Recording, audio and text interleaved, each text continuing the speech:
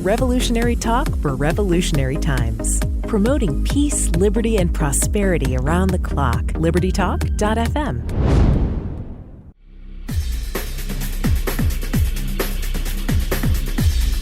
Welcome to Living the Solution with Dr. Elena George.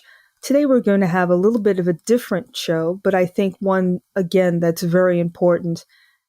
If you really don't have skills, I think it puts people in a position where they're set up for whatever's coming, or I should say not set up for whatever's coming their way.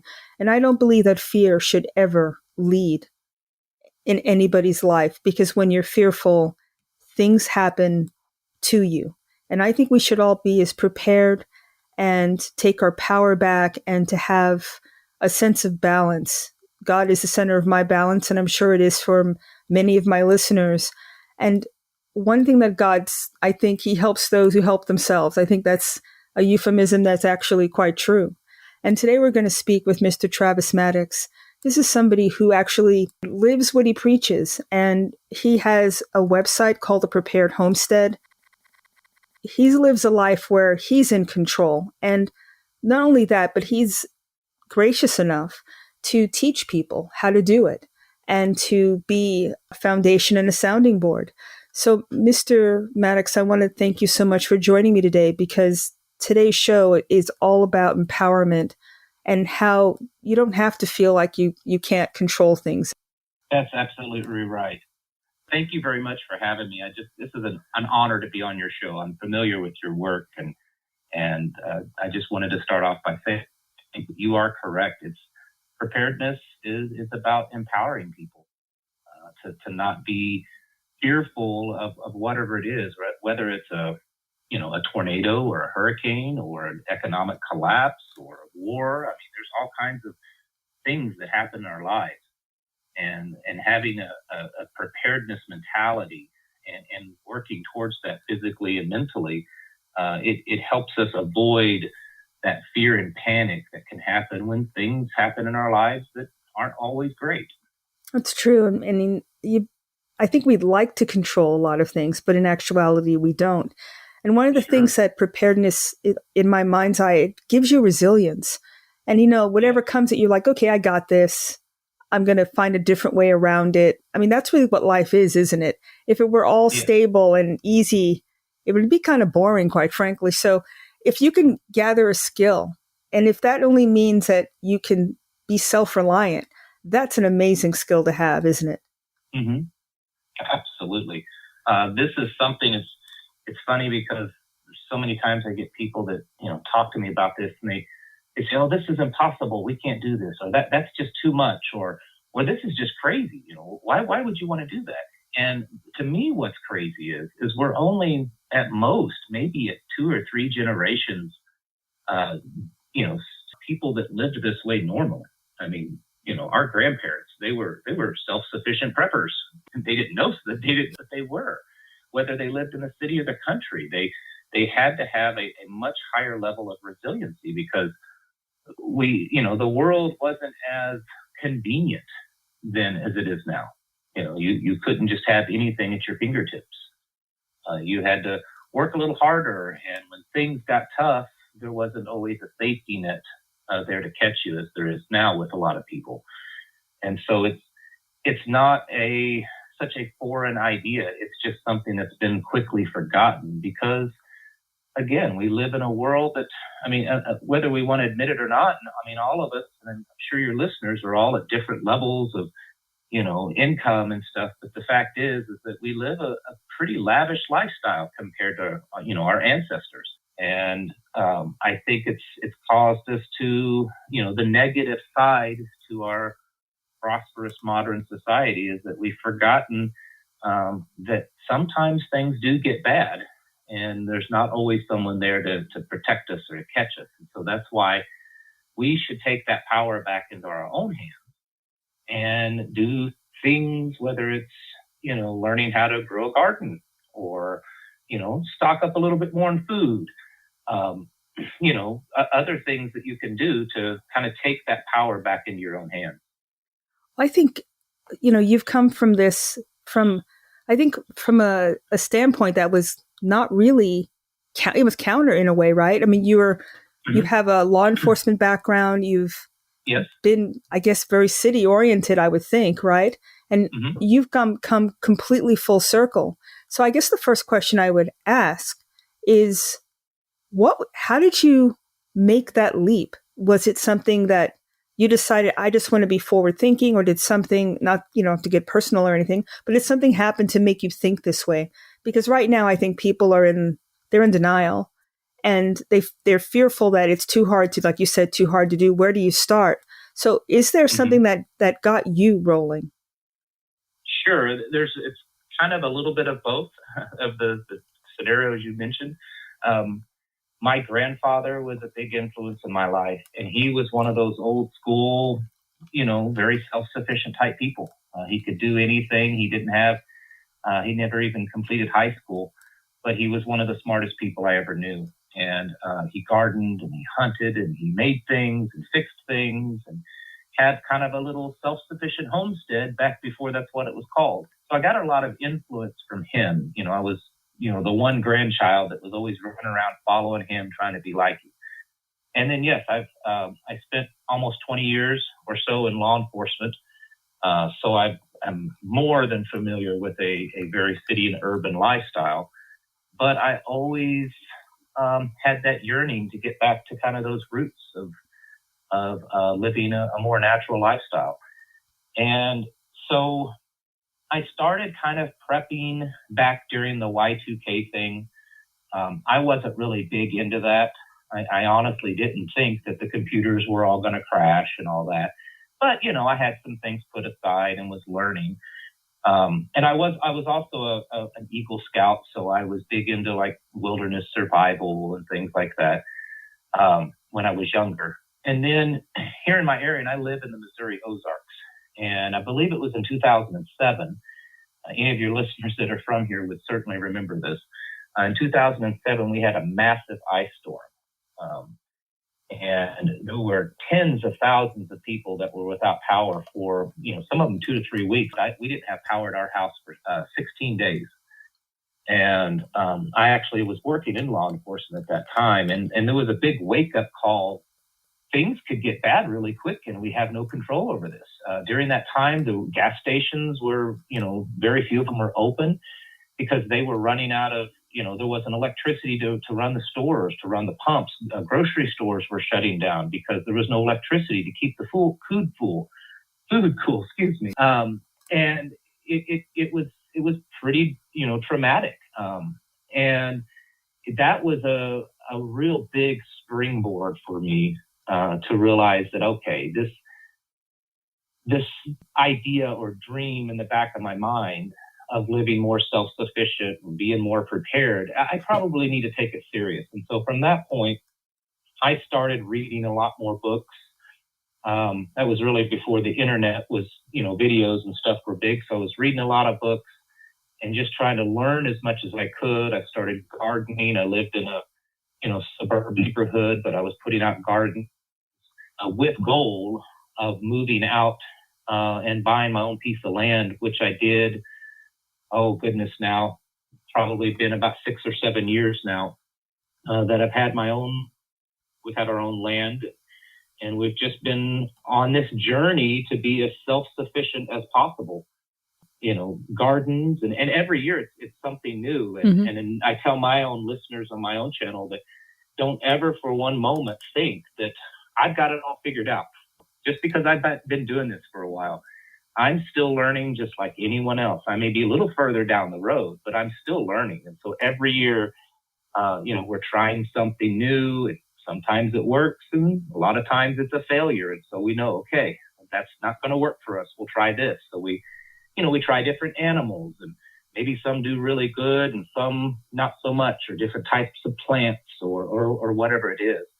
And it's just an everyday journey. It's a lifestyle for us, so that we raise our kids this way. We homeschool, and we do as much as we can to break apart from kind of the modern American culture, so that if that ever falls, then we're not going to go down with it, Yeah. so that we can, we could live without electricity if we needed to. We could, live without going to the grocery store if we need to.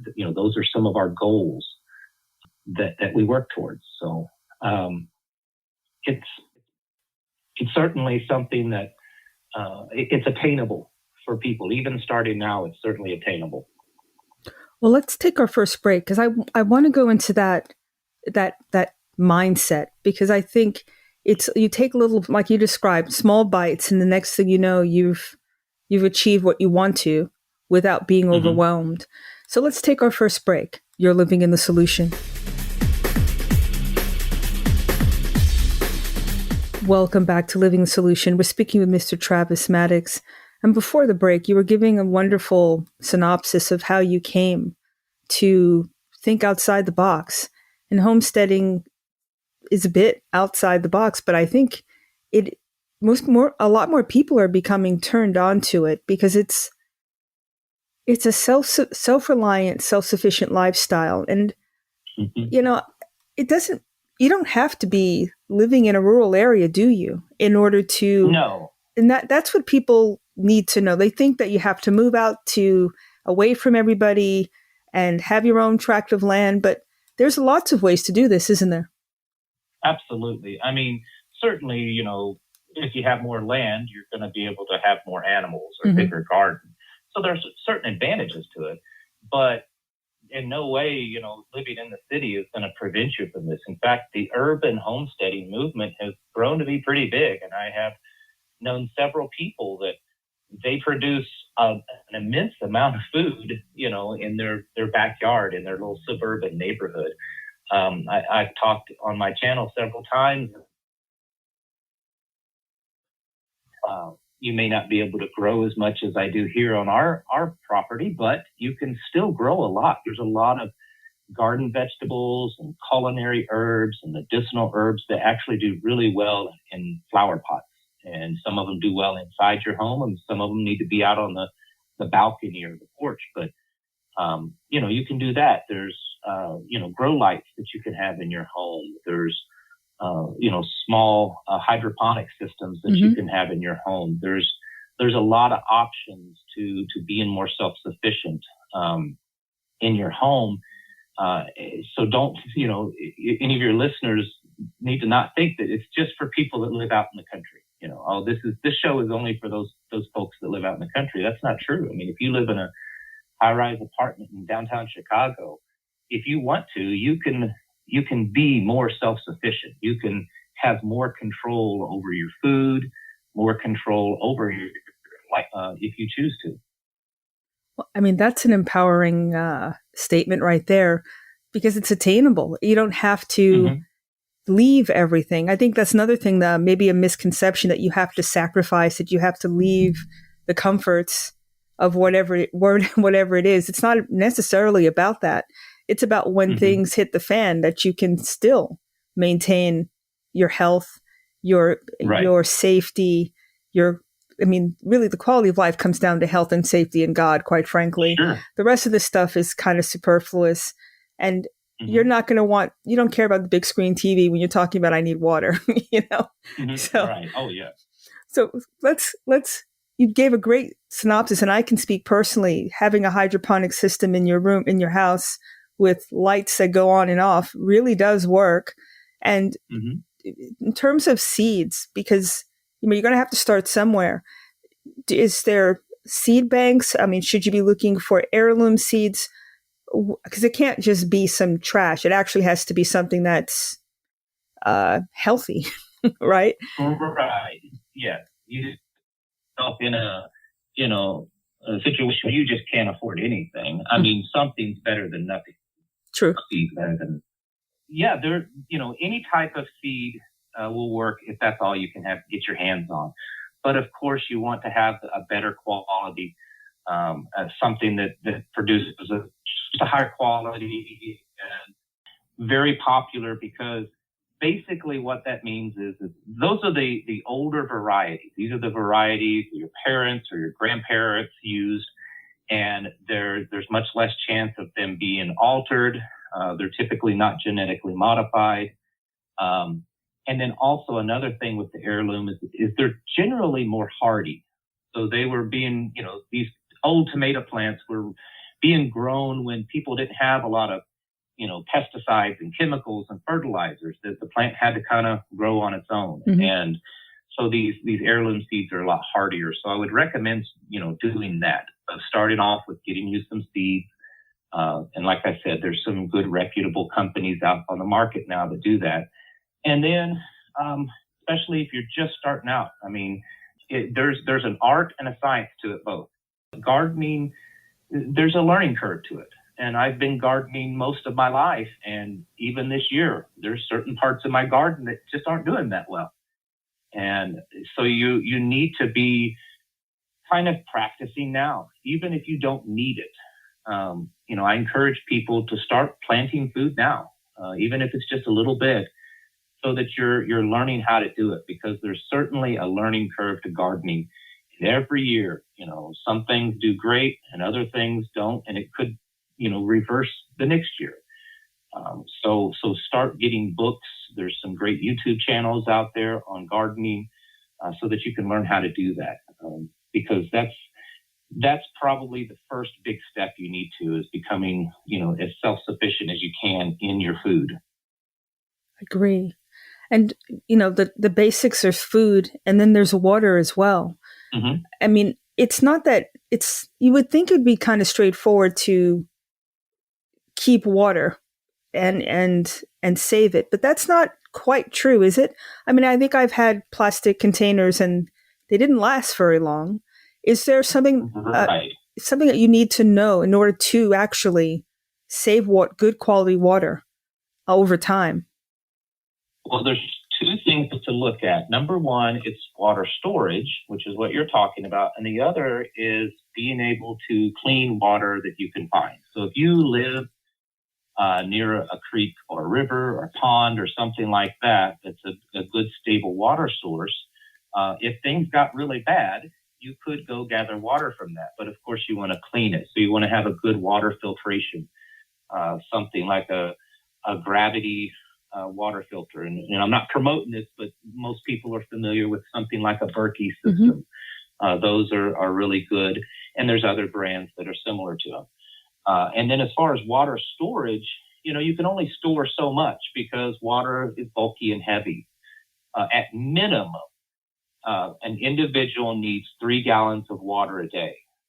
And that's to drink, to cook, that's the very minimum. And it's usually somewhere between 3 and 6 gallons is a minimum. Well, it doesn't take long to figure out that that's a lot of water, even in just 3 days.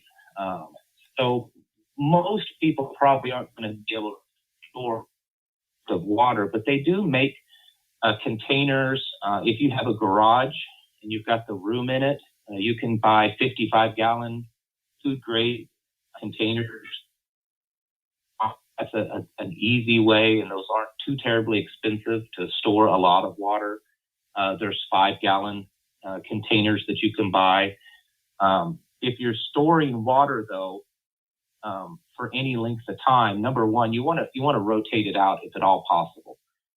So if you're storing water in a 5-gallon buckets or 5-gallon containers, if you are going to have to store it for long term and you're not able to, you probably want to add a few drops of bleach to the water to stabilize it, to keep any bacteria from potentially growing in that water. Even if the water came from a city source that has been treated, you still want to add, a few drops of bleach per gallon to make sure that the water doesn't grow any bacteria. That's a good idea. And on the same storage level here, about fuel, that seems, we are in all sorts of gas crunches right now. Is there a way to store fuel that's a safe way?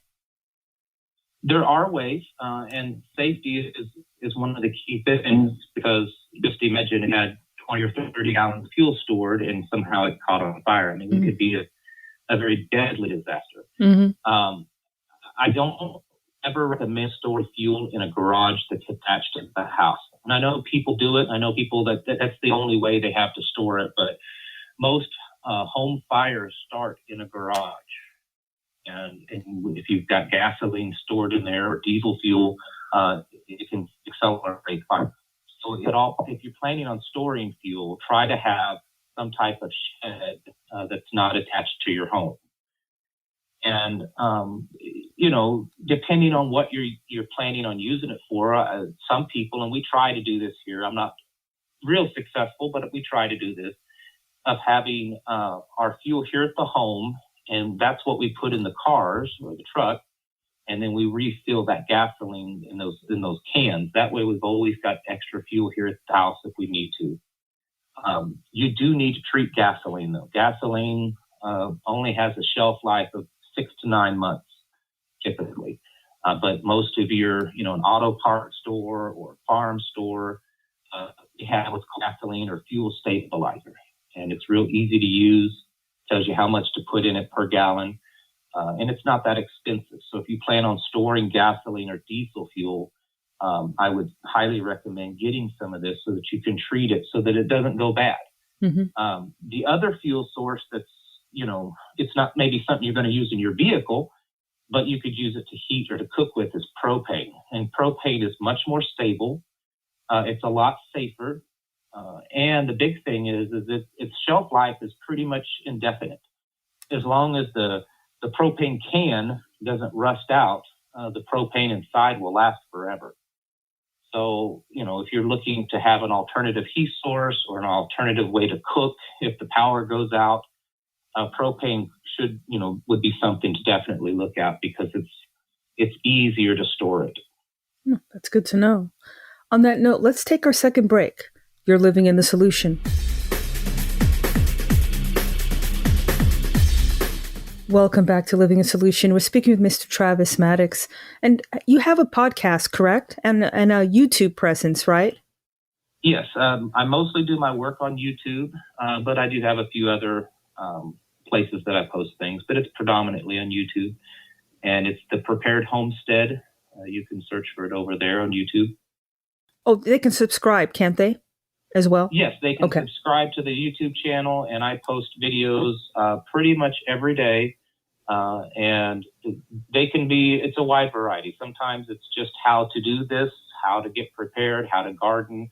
Other times I'm talking about current events and things in the news. I try not to get deep into the politics, but just that people are aware that, maybe there's less food in the supply chain because of this or that. Mm-hmm. And so that's what we talk about over on YouTube a lot. I also have another website that people can go to that we've been promoting, and it's called tphnetwork.com. And it's a social network site, and it functions very much like Facebook, but it's completely separate. I own all the data to it. It's not something that people are stealing data and that sort of thing. And it's for anyone that's preparedness minded, anyone that's homestead minded, living, they're just wanting to learn. And there's about 6,000 people on there right now. And there's just lots and lots of information being shared. It's very much a free speech platform, medical freedom, all kinds of things there. What strikes me about it, it's about community. And yes, that is so empowering because right now you're always looking over your shoulder or somehow self-censoring because you want to stay on some sort of platform. But it's really a breath of fresh air to know that there isn't a place that people can go that is sacrosanct. There's not people trying to use you for something. It's about sharing. And from the heart, it seems like. Right. And that's been my biggest focus, at least in the last year or so. I still put a lot of focus on, teaching people and waking people up to what's going on in the world. But a big focus has been on helping people find community. I'm really trying to encourage people to start local meetings in their community. And we're starting to see that very regular on my YouTube channel. I make announcements for, various different meetings all over the country for, homesteaders or gardening or self-sufficient living and for preppers and stuff. And that's what this website I mentioned is about, is to help people find each other. Because with everything that's going on in the world today, and certainly it's a lot, and it's like growing constantly. Folks like you and I, a lot of times start to feel like we're alone. Like there's no one like us. Am I the only person out there that thinks like this? And you're not. We're not. There's many others that are very much like us, and that want the same kind of lifestyle, and they want that same level of freedom. And so to do the best we can to help people connect, and that's been our big focus. We host monthly meetings in my area. In fact, we've got one coming up this Sunday, and it's like a big, like a family event. It's like an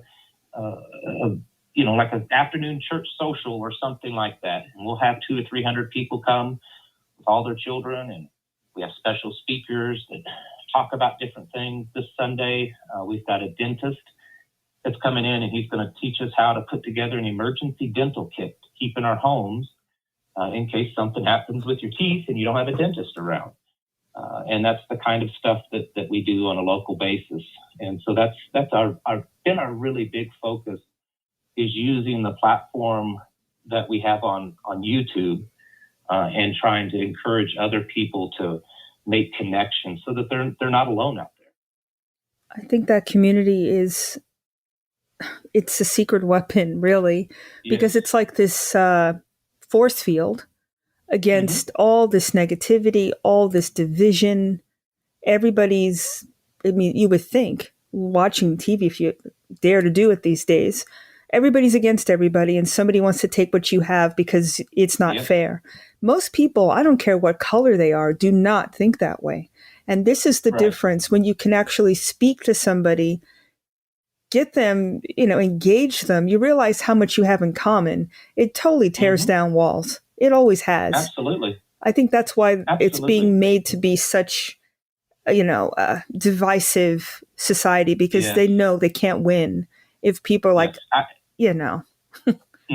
think that's got to be at one of the top of their agenda, is to divide us. It's just everywhere we turn, there's so much divisiveness. And that's one of the things we do. We have people from all walks of life come to our meetings, of all different skin color and different religious beliefs, and different economic standing. Financial standing. It's from all walks of life. And they all come with, one thing. They want to have that kind of more traditional, conservative, family-driven lifestyle. And that's what they're coming to learn. It's interesting, this whole using words as weapons, conservative versus liberalism, just always progressivism always strikes me as it's the actual opposite, because the people who believe in individual choice and freedom and the person's ability to be their own, to control their own body, are the ones who are conservative. It's the people who are progressive who want to control, micromanage everything, and it never works. But how do we get to this point where we let language be it's become abusive? How do we let that happen? I ask myself that a lot. You could go as far back as, say, the Roosevelt administration of, trying to get people to become more dependent on government. And then we can see things that's happened in the media, starting with television and movies and now the internet, I believe it's dividing us. And it's making us believe that,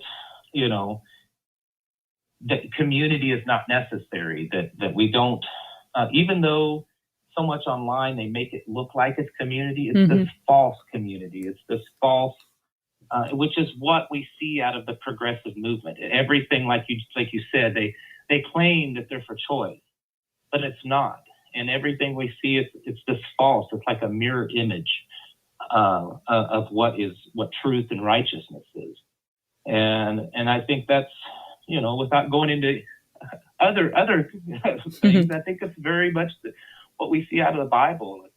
This is the world that we're living in now. And so for those of us that don't fall under that don't adhere to those ways, I think it's good for us to make connections. And we do have the internet, which has a lot of negativity there, but at least use it while we have it to make connections with people and to build that community locally, and then the greater community of people of like mind that are wanting to keep that traditional lifestyle. I think you're right. And, you can use anything as a tool for good. And the fact that most of it is off of the internet is what makes it even more potent, because it's direct communication. There's nothing like passing energy between people, not electronically, but seeing facial expressions, hearing the voice, shaking a hand, whatever it is that actually gives us our connections. If on the flip side of this, if the internet and all these social platforms were so awesome, you wouldn't see this much loneliness, this much emotional destitution that you see if it was what they say it is. It's not about community at all. It did a great job, though, of putting that out there and changing the meaning and the energy and the direction. But I think it's not working anymore. I think it's become so ridiculous that a lot of people are now looking for something else because they're not fulfilled. And so they didn't achieve their objective. I think if we just stop listening to all the rhetoric, we would realize that this is not winning. Absolutely. I agree. And I think that we kind of saw through their illusion and their agenda just the past 2 years of trying to get people more isolated from each other. Oh my gosh, yes. That's been this agenda, and how much have we all heard of the stories of depression and even rising suicide rates, just mental illnesses that have become even worse because of this isolation. We weren't created to be that way. No, we were created to be a communal people, and I think that is part of this agenda, to keep us as isolated from each other as we can, because it also prevents us from sharing ideas. And like you said, sharing that energy, that connection. At our local meetings, the meeting lasts for about 2 hours. But people come 2 or 3 hours ahead of time. And my wife and I, we're there till 9 o'clock at night sometimes, because people they don't want to leave. They want to sit around and talk and tell stories. And it's, has a very much of a family atmosphere. And I think so many people are craving that. Oh, yeah. And it's really sad, too. It is sad, but, I think you and I probably are the same generation where we grew up with this. So we know what this is. But for folks who don't have it, maybe this is a good thing. It's making them leave their comforts. Well, it's not even comfortable, quite frankly, but leave the zone that they're in to see that there is a bigger picture and that there is another way. And just because someone looks a certain way or dresses a certain way doesn't mean it defines them. If we can break through that, then there's no way that down the road that we can fall into this trap again. And I think we're moving that way, one person at a time. But what you do is you're doing it at hyper speed, really. So let's take our last break and come back. You're living in the solution.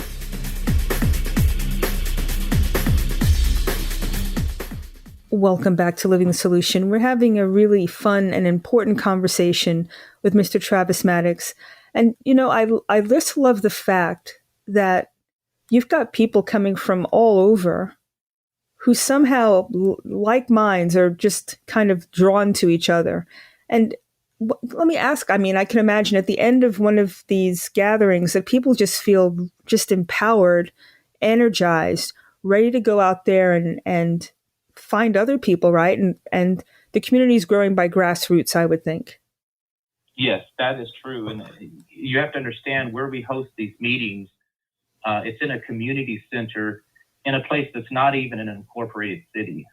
There may be 150 to 180 people that live right around that area. So it's a very, very small community, extremely rural. And like I said, we'll have 200 to 300 people there on a Sunday afternoon. And people in the community that live around there, they know about it. We've had people show up that one couple showed up a few months ago, and they were purchasing some firewood for their house and talking to the guy about trying to find others like them. And he said, hey, there's a meeting they have up here every month. Why don't you go there? We have people that travel from all over the country, as far away as from Maine and California and Florida. And they come here to learn how we're doing it, what we're doing, which is good. But in some ways, it's strange that people don't even know how to build something like this. But they come here and they sit in our meetings so that they can learn and go back and they try to replicate it in their own area.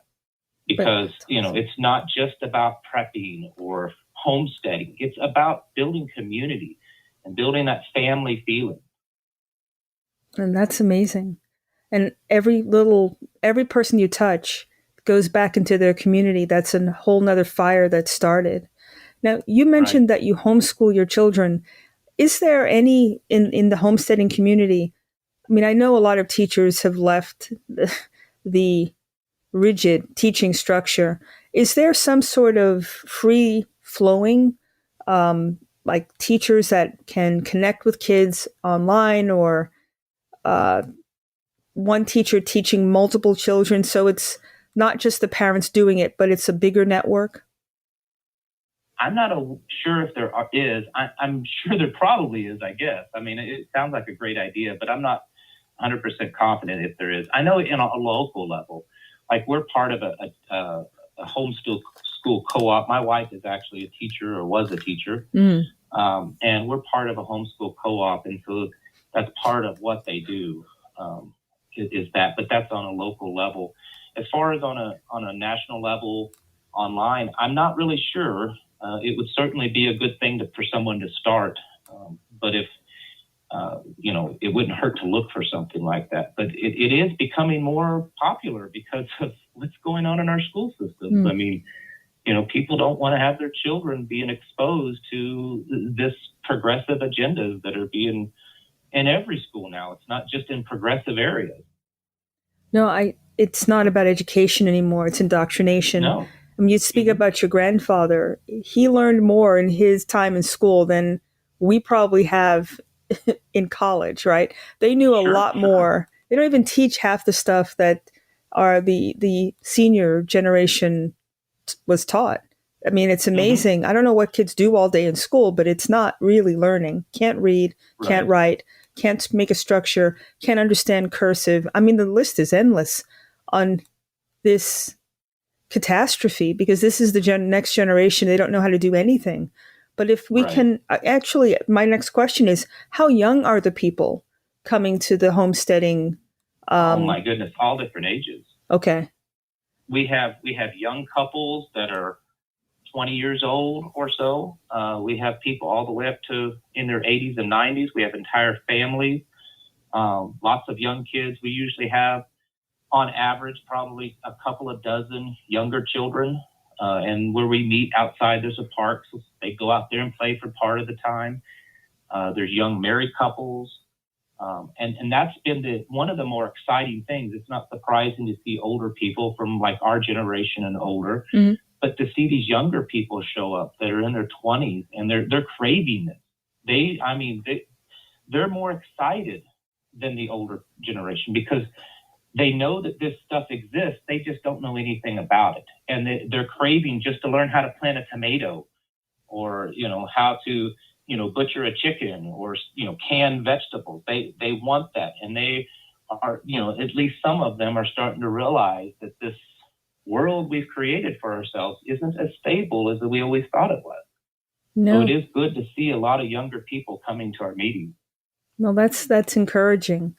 Now, we talked about growing food by yourself and being really self-reliant, but what about people who don't feel like they can do that? Are there companies that they can purchase food that will last them a while and that is packaged for long-term use, like I guess a bit of a shortcut?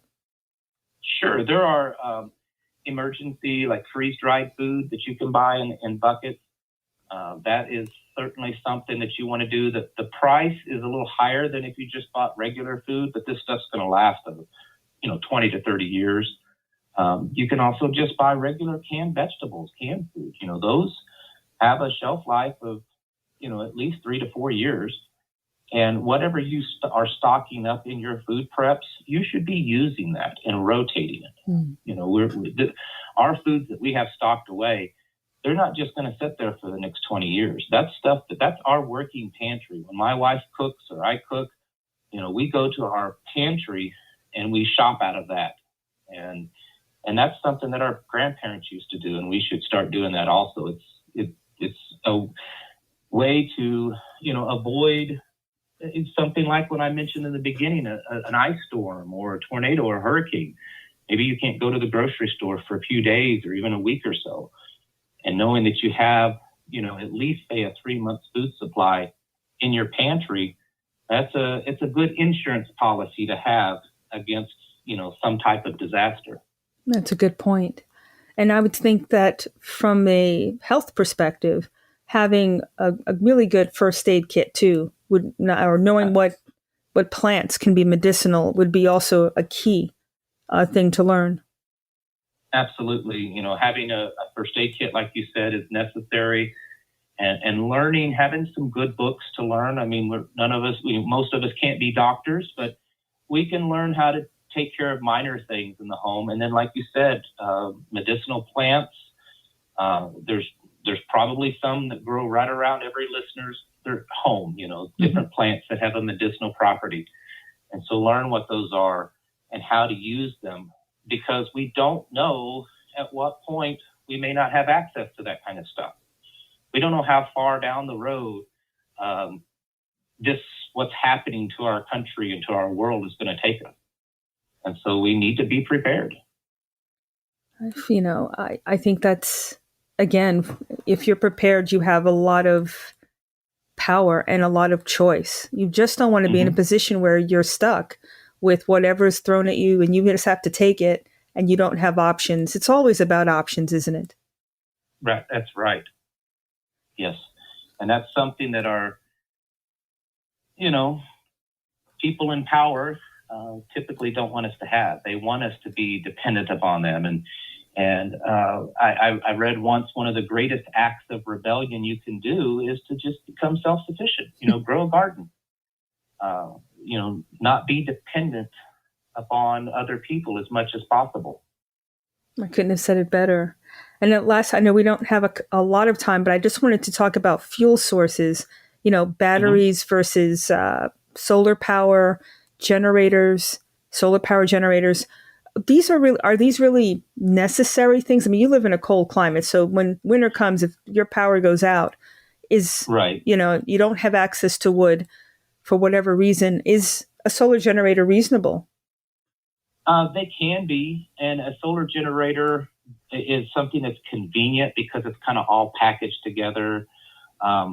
If you have a little bit more of a technical skill, you're going to save money if you just buy things like a power inverter and a battery and put together, kind of build your own solar generator. But solar generators work for, charging phones and keeping a refrigerator going. You're not going to run your whole house off of one, but you can run some basic things to kind of get you through a tough time for sure.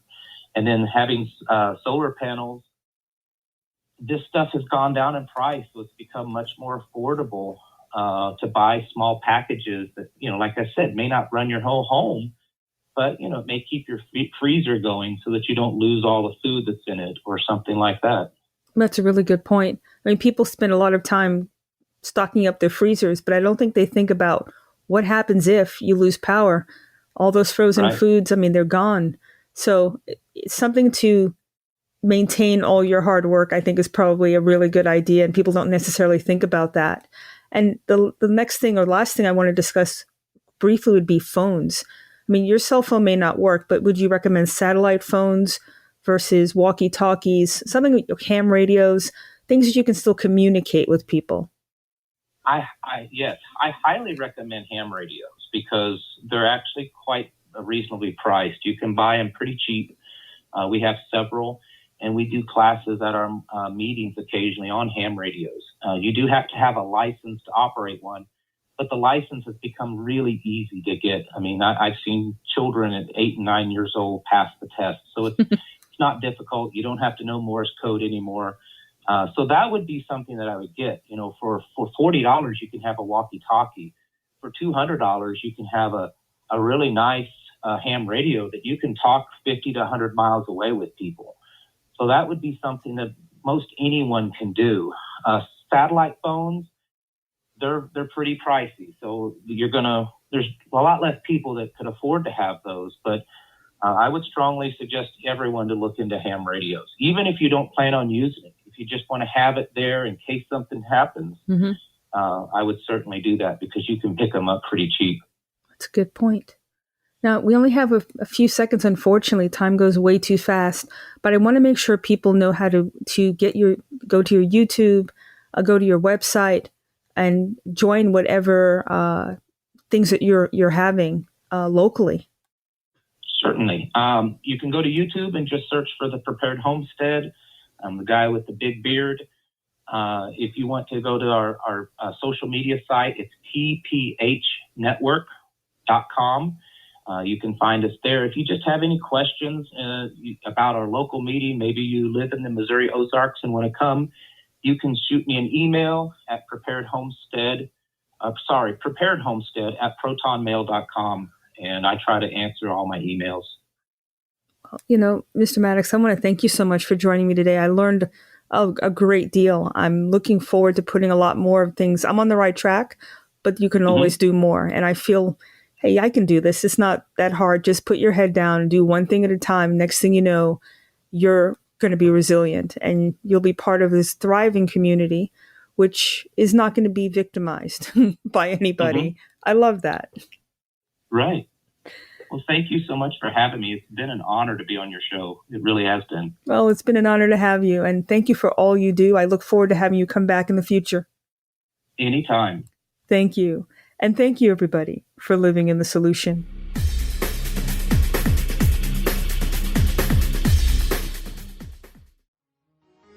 Revolutionary Talk for Revolutionary Times. Liberty Talk FM.